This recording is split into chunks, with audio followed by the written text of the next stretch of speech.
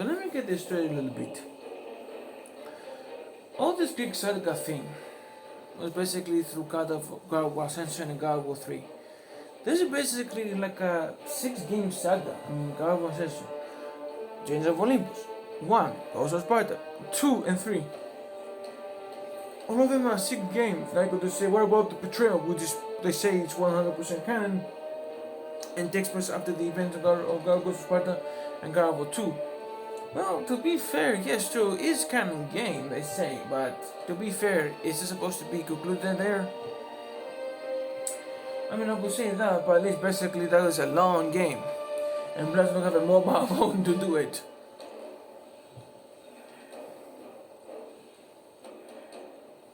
No, that matters of that.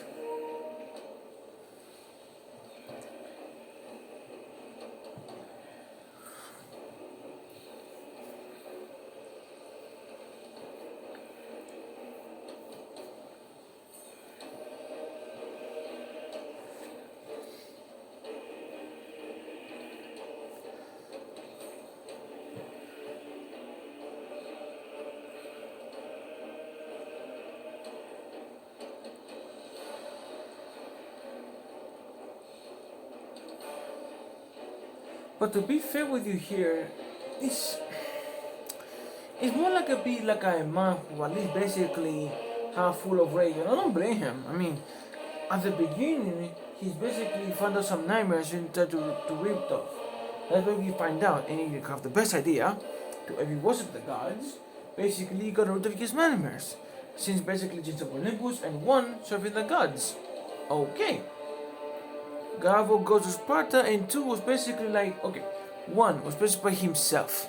Basically, he knows about the gods, so he also only one god, and then he have to bond with nobody. Alright. And he thought basically you're gonna kill 2 gods. You're gonna horse up in 2 games the gods, which is basically he keeps the powers. He basically was all he had to left of them. And also, he, since God of War goes to Sparta and 2, stopped worshipping the gods, and he basically worshipped himself, because basically most of his powers is basically by raids, because that makes sense, because the gifts of the raids was basically by titans. And now the 3rd game, is basically the last game, is basically only once again doing by himself now. That explains why the Blade of Olympus was basically, erased bulls and all. At least basically it was easy for him to do something. At least that's basically the whole point of him. Be like basically a man who tried to do the one last good thing for himself and not following nobody. That's the whole point about Kratos. It's basically taking a get back after he served the wrong persons. And that's what I love about Kratos. He might be a servant to a wrong person, but at least basically he can get back by technically kill them, or basically give away some powers to something else. At least basically he died or not, at least basically he did the right good thing. For a man who technically destroyed a whole pantheon, made himself, at least basically, he's basically did one good thing. I hope that. And that end, peace.